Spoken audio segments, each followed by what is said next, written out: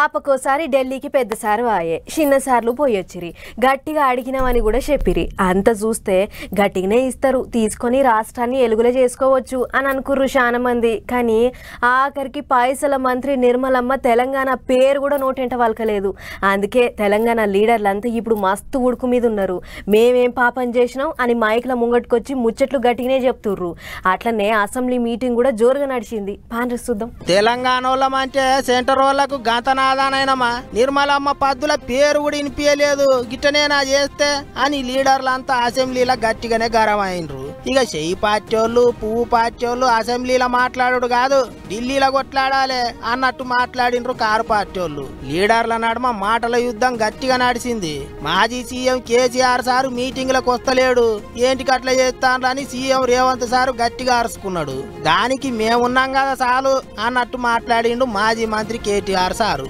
అంతేకాదు ఇద్దరికి గట్టిగానే పడ్డది లడాయి ఆయన మంత్రి చేయలే ఈయన మా నాయన నాకేమో ఇట్లా ఉచితంగా కుర్చీలు ఇచ్చి చదువు రాకపోయినా తీసుకొచ్చి మంత్రులను చేయలే మా నాయన చదువు రాకపోయినా సంధ్య లేకపోయినా మాకు మంత్రులను చేసి ఇంట్లో కూసబెట్టలే మేము కష్టపడి కింద నుంచి జిల్లా పరిషత్లో పనిచేసినాం శాసన మండలిలో పనిచేసినాం శాసనసభ్యుడిగా పనిచేసినాం పార్లమెంటు సభ్యుడిగా పనిచేసినాం ఈరోజు ముఖ్యమంత్రిగా పనిచేస్తున్నాం అధ్యక్ష ఇదంతా స్వయం కృషితోని కష్టపడి తెలుసుకొని అవగాహన కల్పించుకొని సభలకు వచ్చినాం అధ్యక్ష అయ్య పేరు తాత పేరు చెప్పుకొని ఇందులోకి రాలేరు కాబట్టి దయచేసి వివాదాల వైపు చర్చ వద్దు సీఎం సారు ముచ్చట్లకు మాజీ మంత్రికి గట్టిగానే కోపం వచ్చింది ముఖ్యమంత్రి గారికి సహనము సంయమనము ఓపిక ఉండాలి అధ్యక్ష మాటి మాటికి ఓపిక కోల్పోయి ఈ రన్నింగ్ కామెంటరీ అవసరం అధ్యక్ష నేను కూడా అనొచ్చు అధ్యక్ష పేమెంట్ కోటాలో ముఖ్యమంత్రి పదవి కొట్టేసిన నేను కూడా అనొచ్చు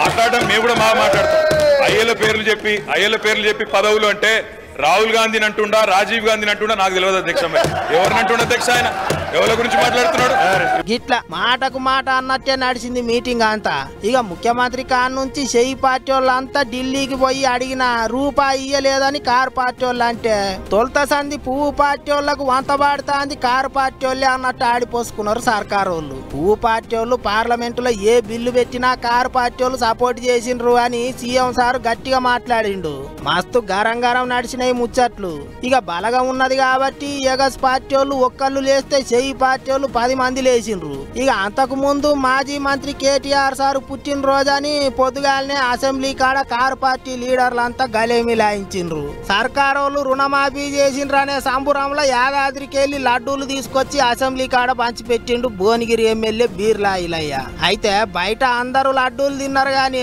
లోపల మాత్రం గట్టిగానే పంచాది పెట్టుకున్నారు చూస్తా అంటే 31 తారీఖు దాకా సర్కారు వాళ్ళకు ఎగస్ పార్టీ వాళ్ళకు లడాయి గట్టిగానే నడిచేటట్టున్నది అనుకుంటారు అందరూ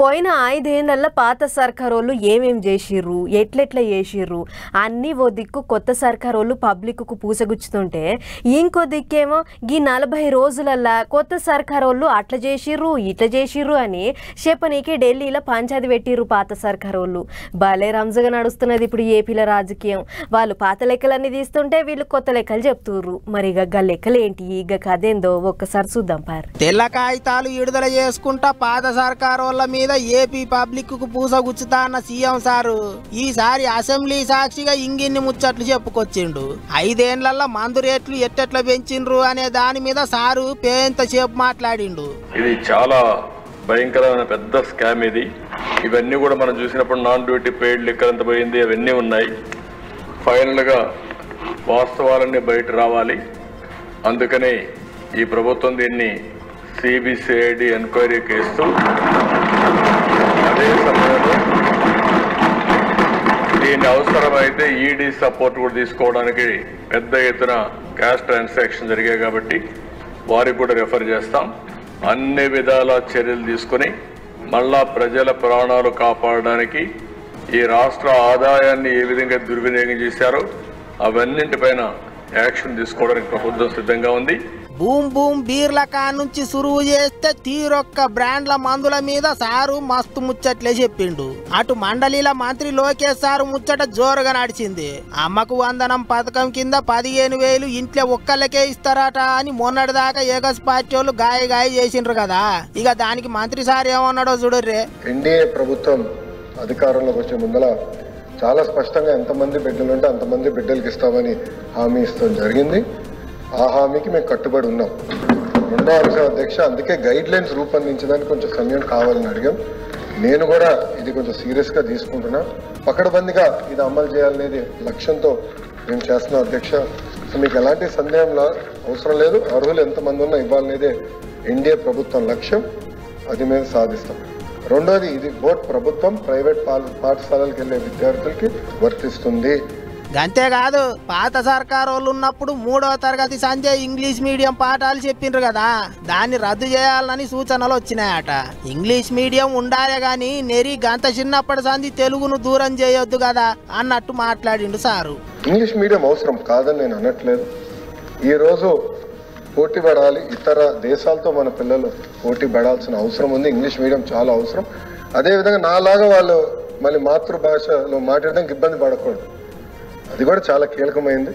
ఇప్పుడు కూడా నేను అప్పుడప్పుడు తడబడుతున్నా. సో మాతృభాష కూడా మర్చిపోకూడదు. మాతృభాషను కూడా కాపాడాల్సిన బాధ్యత మనందరిపైన ఉంది. అది కూడా నేను గుర్తుపెట్టుకుంటున్నాను. సో రెండు బ్యాలెన్స్ చేయాల్సిన అవసరం ఉంది కదా అన్నట్టు. అమ్మ భాషను మర్చిపోవద్దు అన్నట్టు మాట్లాడిండు సారు. ఇక ఇటు అసెంబ్లీల సర్కారోళ్ళు మాట ముచ్చట్లు చేస్తుంటే అటు ఎగస్ పార్టీ వాళ్ళు ఢిల్లీలో ధర్నా చేసిండ్రు. ఆగమాగం అయితాంది, లొల్లులు అయితాన్నాయి అన్నట్టు బొబ్బ చేసిండ్రు.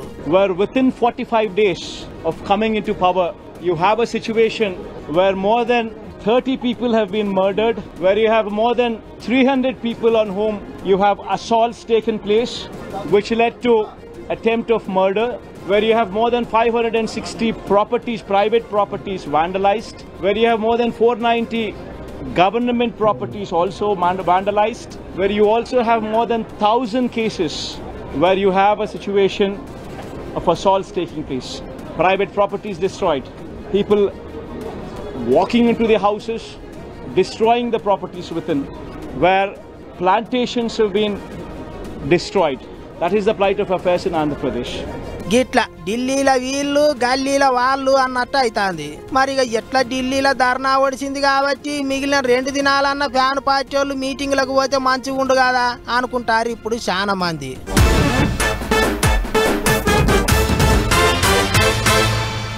పనులు పరుగులు పెట్టియాలి, మళ్ళొచ్చి చూసేటాళ్లకు అద్దం లెక్క కావాలి అన్నట్లు ఆర్డర్లు వేస్తుంటారు లీడర్లు. అందుకే వాళ్ళను వీళ్ళను కాంట్రాక్టర్లను పట్టుకొని ఆఫీసర్లు దబదబా పనులన్నీ చేయిస్తుంటారు.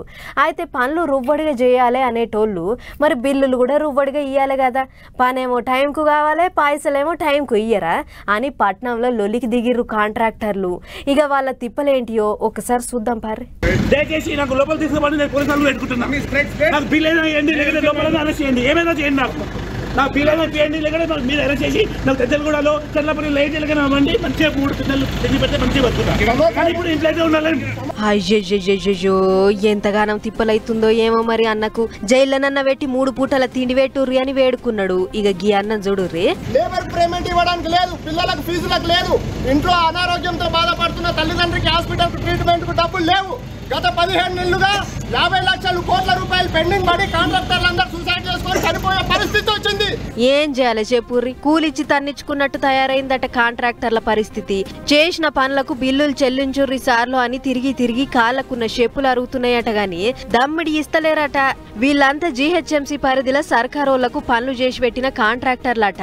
ఎమ్మెల్యే ఎలక్షన్లకు, ఎంపీ ఎలక్షన్లకు కుర్చీలు బల్లల కాడ నుంచి బ్యానర్ల దాకా, మైకుల కాడ నుంచి టెంట్ల దాకా ఏం కావాలంటే అవి తీసుకొచ్చి ఘనంగా ఏర్పాట్లు చేసిర్రట. పోలింగ్ సిబ్బంది కాడ నుంచి షురూ చేస్తే పోలింగ్ పోలీసోళ్ళ దాకా తిండి పెట్టిర్రట. అవసరం అనుకున్న జాగల్లో వీడియో కెమెరాలు పెట్టిర్రట. లైట్లు, ఫ్యాన్లు, కూలర్లు ఒక్కొక్కట ఏది కావాలంటే అది తీసుకొచ్చి పెట్టిర్రట. గాని ఇప్పుడు పైసలు ఇయ్యుర్రి సార్లో అంటే ఇస్తలేరట. అందుకే ఇట్లా జీహెచ్ఎంసీ ఆఫీస్ ముంగట పంచాయతీ మోపు చేసిర్రు. పనోళ్లకు పైసలు ఇయ్యనీకే లేదు, బిల్లులు కట్టుకోనీకే లేదు, బయట ముఖం ఎత్తుకొని తిరగలేకపోతున్నామని కాంట్రాక్టర్లంతా సర్కారోళ్ళ మీద గరవయ్యర్రు. ఇదివరకే ఆఫీసర్లకు, మంత్రులకు అందరికీ గోస చెప్పుకుర్రట. గాని ఒక్కళ్ళంటే ఒక్కళ్ళు పట్టించుకున్న పాపాన పోలేదట. ఓడలున్నంతసేపు ఓడ మల్లన్న, ఓడ దిగినాక బోడి మల్లన్న అన్నట్టే తయారైందట పాపం కాంట్రాక్టర్ల పరిస్థితి.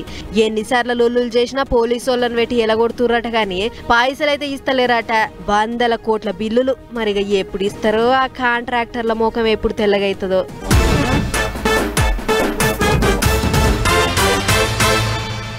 గా పాత ఫైల్స్ అన్నీ ఎక్కడికి పోయినాయ్యా అని అడిగితే ఏమో ఏడున్నాయో అని అంటుర్రట కొంతమంది. పైసలన్నీ ఖతం చేసిర్రు, దేనికి ఎంత ఖర్చు చేసిర్రో చెప్పుర్రి అని అంటే మాకేం తెలియదు అని అంటుర్రట ఇంతమంది.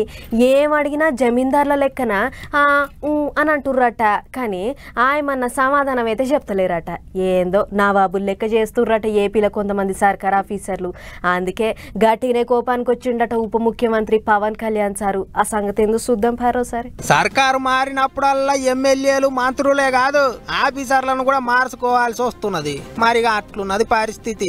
పాత ఆఫీసర్లు కొత్త లీడర్లకు మాటినకపోవుడు, అడిగిన దానికి జవాబు చెప్పకపోవుడు, గిట్ల లేని తాకట్లు అవుతుంటాయి. గిట్లనే ఇప్పుడు ఏపీలో కొంతమంది పాత ఆఫీసర్లు మంత్రులకే సుక్కలు చూపిస్తున్నారట. ఇదే ముచ్చట మీద అసెంబ్లీ లాబీలో ఉప ముఖ్యమంత్రి పవన్ కళ్యాణ్ సారు మంత్రి డోలా బాలవీరాంజనేయ స్వామి నడుమ ముచ్చట్లు నడిచినాయట. పాత సర్కారోళ్ళు ఏమేం చేసిండ్రు, ఆ లెక్కలేంటి బొక్కలేంటి చెప్పుండ్రి అని అడిగితే సమాచారం శాఖ ఇస్తలేరట ఆఫీసర్లు. ఓ దిక్కు అసెంబ్లీలో ప్రశ్నలు జవాబులు నడుస్తున్నాయి. గ్రామ పంచాయతీ నిధులు ఏమైనాయి, ఎక్కడికి పోయినాయి వివరాలు కావాలని అడిగితే మొత్తం వివరాలన్నీ రాసియకుండా అవును కాదు అన్నట్టు సమాధానాలు చెప్తున్నారట ఆఫీసర్లు.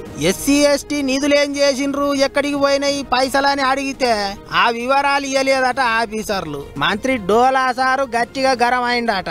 మరిగా ఆఫీసర్లకు ఏమైందో ఏంటి కట్ల చేస్తున్నారో గాని మంత్రులకైతే మస్తు తిప్పలవుతున్నదట. అడిగిన సమాచారం ఇయ్యకపోతే కొత్తగా వచ్చిన వాళ్ళకి ఎట్ట తెలుస్తుంది. చూసి మంత్రులంతా కలిసి ఆఫీసర్లకు గట్టిగానే క్లాస్ వీకెట్ అట్టున్నారట.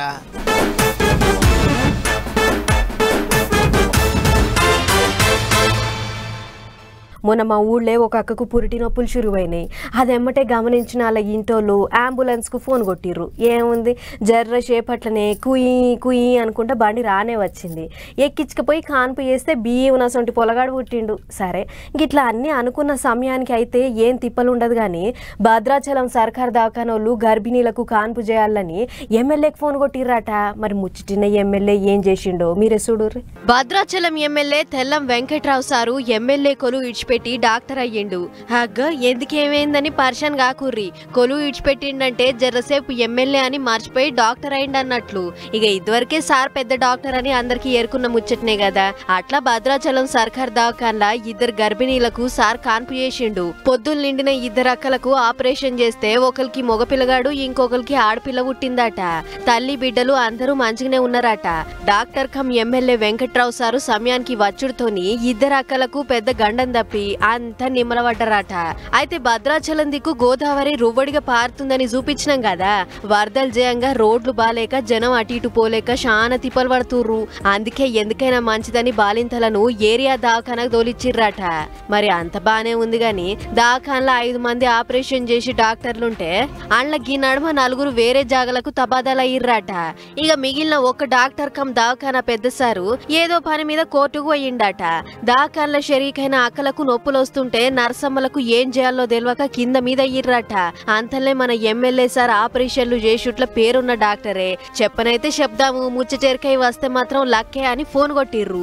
అప్పటికే సార్ వరద ముంచిన జాగల పొంటి జనాలకు సాయం పనులు చూస్తుండట. ముచ్చటంతా ఇని గా పని ఇడిచిపెట్టి దన్న దవాఖాను కురుకొచ్చిండు. ఆపరేషన్ చేసి అటు పేషెంట్లను ఇటు దవాఖానోళ్లను అందరినీ నిమ్మల పడేటట్లు చేసిండు. ఆ టెంక మాట్లాడుకుంటా నేను మొదలు డాక్టర్ని తర్వాతనే ఎమ్మెల్యే ఎమ్మెల్యేని గిట్ల దాకాన్ల నా సాయం ఎప్పుడు అక్కరున్నా పిలువుర్రి వెంటనే ఊరుకొస్తా అన్నట్లు చెప్పిండట. గొప్ప ముచ్చట్నే కదా, ఓ దిక్కు ఎమ్మెల్యేగా పనులు సక్కబెట్టుకుంటే ఇంకో దిక్కు గిట్ల జనం పానాలకు ఆసరైతుండంటే సార్ను తారీఫ్ చేయాల్సిందే అని అంటుర్రు ఈ ముచ్చట చూసినోళ్ళు.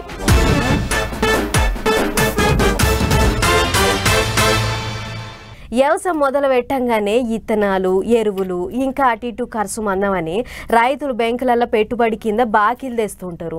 గా బాకీల ముచ్చటి గురించి బ్యాంకోళ్ళు రైతులకు ఎంత కట్టిర్రు ఇంకెంత కట్టాలి అని మెసేజ్లు కూడా పంపుతుంటారు. కానీ కామారెడ్డి జిల్లాలో మాత్రం ఏ లోన్లు తీసుకోకుండానే రుణమాఫీ అయినట్లు రైతుల ఫోన్లకు మెసేజ్లు వచ్చినాయట. అది చూసిన రైతన్నలు చిత్రపోయిర్రు.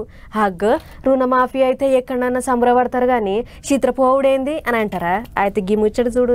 కామారెడ్డి జిల్లా అడ్లునూరు ఎల్లారెడ్డిలోన్ గాయత్రి చక్కెర కంపెనీడు పెద్ద దొంగోడే ఉన్నట్లున్నాడు. రైతుల పేరు చెప్పి నిజామాబాద్ పట్టణంలో ఉన్న నాందేవాడ యూనియన్ బ్యాంక్ లో లోన్లు తెచ్చిండట. ఏం తక్కువ 2500 మంది రైతుల ఖాతాల మీద బాకీలు తెచ్చిండట. మరి తెచ్చిన పైకం అంతా ఏడదగల పెట్టి పాడైండో ఏమో గాని రైతులకు మాత్రం నొయ్యకుండా సురుకులు పెట్టిండు. ఇక నిన్నీయల్ల తెలంగాణ సర్కార్ రైతులకు రుణమాఫీ చేసింది కదా, గా రుణమాఫీలో 400 మందికి లక్ష మాఫీ అయినట్లు ఫోన్లకు మెసేజ్లు వచ్చినాయట. గా మెసేజ్లు చూసుకున్న రైతులంతా హగ్ మనం బెంకు కాడికి పోకపోతిమి, మరి గీ బాకెవడు తెచ్చినట్లు అని బెంకుకు పోయి అడిగితే వాళ్ళు గాయత్రి చక్కెర కంపెనీ అని పేరు చెప్పిర్రట. నా పేరు మీద ఎవరు తీసుకురు, నా పేరు మీద మాపేట్లు వచ్చింది, నేను అసలు బాకీ తీసుకోకపోతే నా పేరు మీద ఎందుకు మాపే వచ్చిందని చెప్పేసి నేను మన వల్లూరు ఎల్లారెడ్డి తెలంగాణ గ్రామీణ బ్యాంక్ మేనేజర్ కు తెలుసుకోవడం జరిగింది. తెలిస్తే ఈడ మీదేం లేదబ్బా, ఏదైనా ఉంటే ఫ్యాక్టరీలో అడిగి చూడురి, వాళ్ళే తప్ప వేరే ఏం లేదు అక్కడ అని చెప్పేసి చెప్పారు. అన్నట్లు గిట్లయిందని వ్యవసాయ అధికారికి ఫోన్ చేసి ఏమాయ సారు మా పేర్ల మీద గాయత్రి చక్కెర కంపెనీడు బాకీలు తెచ్చిండట, గిండ్ల మీ ఏమన్నా ఉన్నదా అని అడిగితే వ్యవసాయ అధికారి ఏమన్నాడో రైతే చెప్తుండు. ఇనుర్రి మరి ఏవో ఫోన్ చేస్తే మేమే తీసుకున్నాము, రైతు పేరు మీద తీసినాము, హార్వెస్టింగ్ కోసం అంటే లేబర్ గురించి తీసినాం మీ పేర్ల మీద, మీరు అప్పుడు అన్ని అగ్రిమెంట్ ఫారాల మీద సంతకాలు పెట్టి ఫోటోలు ఇచ్చారు కదా, దాని మీదే తీసినాము. ఇది 2005 నుంచి నడుస్తుంది. బ్యాంకులు కట్టడం లేట్ అవడం వల్ల మీకు వచ్చింది తప్ప మీకేం భయం లేదు, మీరు కట్టవలసిన పని లేదు, మీకు ఏం కాదని చెప్పి చెప్తుండేవో. అది ముచ్చట. ఏవో ఇది ఇప్పటికీ కాదు, 2005 కాడి నుంచే నడుస్తుంది కాబట్టి మీరు కట్టకున్నా ఏం కాదని మాట్లాడుతుండు. అసొంటప్పుడు మాకు మెసేజ్లు ఏమిటికి పంపినట్లు, మమ్మల్ని లోన్లు పేరు చెప్పి ఎందుకింత ఆగం పట్టించిన అని కోపానికి వస్తుర్రు. గిదంతా చక్కెర కంపెనీడు బెంకోళ్ళు వ్యవసాయ అధికారులు అంతా పదురుకొనే వేసిర్రు. అసలుకైతే బెంకోళ్ళు మాకు తెలియకుండా లోన్లు ఎట్లా ఇస్తారు అని కయ్యం తీస్తే మీ పైసలు మీకు ఇచ్చేస్తాం తీ అని అంటుర్రట. అటు చక్కెర కంపెనీని అడుగుదామని అనుకుంటే ఆడు తప్పించుకొని తిరుగుతుండట. మరి ఇట్లా గీ చక్కెర కంపెనీడు ఎంతమందిని ముంచిండు కావచ్చు, మొదలు గీన్ సంగతి చూడుర్రి సారో అని అంటుర్రు రైతులు. మరిగా అధికారులు ఏం చేస్తారో ఏమో చూడాలి.